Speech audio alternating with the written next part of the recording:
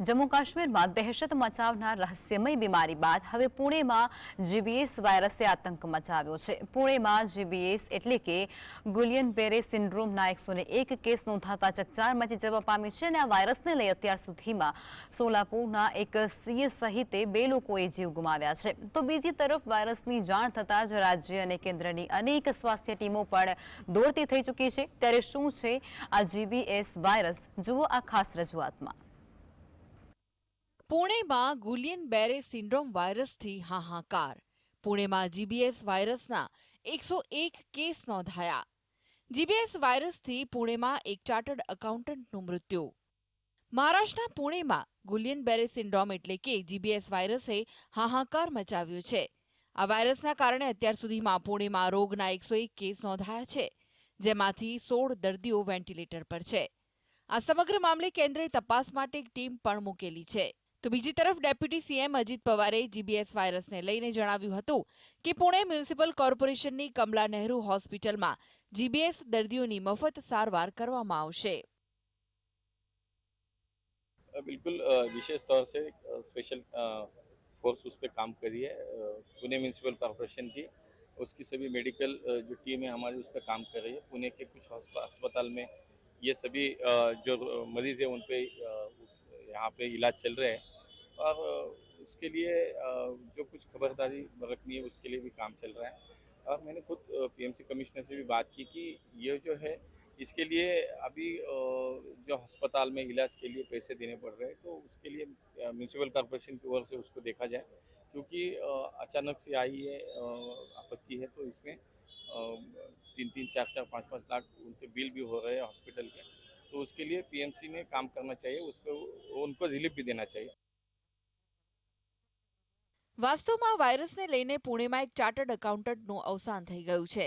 થોડા દિવસો પહેલા તેઓ સોલાપુર સ્થિત પોતાના ગામે ગયા હતા, પરંતુ અચાનક તેમને ઝાડા ઉલટી થતા તેમને એક ખાનગી હોસ્પિટલમાં દાખલ કરવામાં આવ્યા હતા, જ્યાં તેમને જીબીએસ વાયરસ હોવાનું નિદાન થયું હતું. સવારના થોડા સમય પછી તેમને શ્વાસ લેવામાં તકલીફ પડતા તેમનું મૃત્યુ થઈ ગયું. આ પહેલા એક મહિલા દર્દીનું પણ મૃત્યુ થયું હતું. તો બીજી તરફ આરોગ્ય વિભાગના જણાવ્યા અનુસાર જીબીએસ વાયરસના લક્ષણોની વાત કરવામાં આવે તો આમાં હાથ કે પગમાં અચાનક નબળાઈ, લકવો, ચાલવામાં તકલીફ અથવા ઝાડા ઉલટીની સમાવેશ થાય છે. તો બીજી તરફ આ વાયરસ વધુ ન ફેલાય તેના માટે પુણે સ્વાસ્થ્ય વિભાગ તરફથી લોકોને જાગૃત કરવામાં આવી રહ્યા છે. हमारे doctors ward MO ward medical officers और जोनल मेडिकल ऑफिसर्स भी वहाँ पे है. हम पूरा दिन फील्ड में थे. यहाँ पे हमने सर्वे करना शुरू किया है. सबसे पहले जहाँ पे ज़्यादा केसेस रिपोर्ट हुए थे किरकिटवाड़ी, वहाँ पे आज हमने सर्वे किया हुआ है.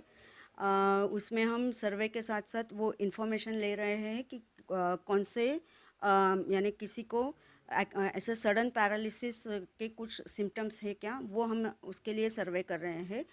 और लोगों में सर्वे के ज़रिए ये सर्वे के साथ साथ उनको आईसी भी कर रहे हैं कि उन्होंने क्या क्या प्रिकॉशन लेनी है, डरना नहीं है. ये जो भी बातें अभी ये बीमारी से रिलेटेड है कि उन्होंने हैंड हाइजीन रखना है, उन्होंने पानी उबाल के ठंडा करके पीना है, फिर कच्चा कोई भी फूड नहीं कंज्यूम करना है. तो ये इससे रिलेटेड जो भी है वो हम उनमें अवेयरनेस कर रहे हैं.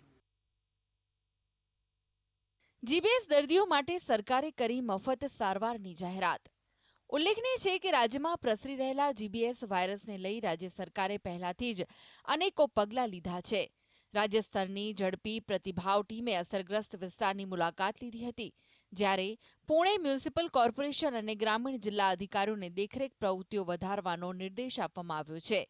શહેરના વિવિધ ભાગોમાંથી પાણીના નમૂનાઓ રાસાયણિક અને જૈવિક વિશ્લેષણ માટે જાહેર આરોગ્ય પ્રયોગશાળામાં મોકલવામાં આવ્યા છે.